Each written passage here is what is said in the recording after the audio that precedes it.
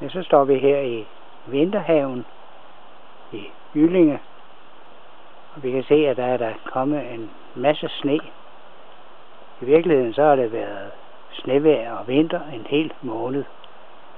Så nu har vi snart fået nok af det. Og så ser vi ned i bunden af haven, ned til bilen og vores hus her på Skonnertvej i Jyllinge.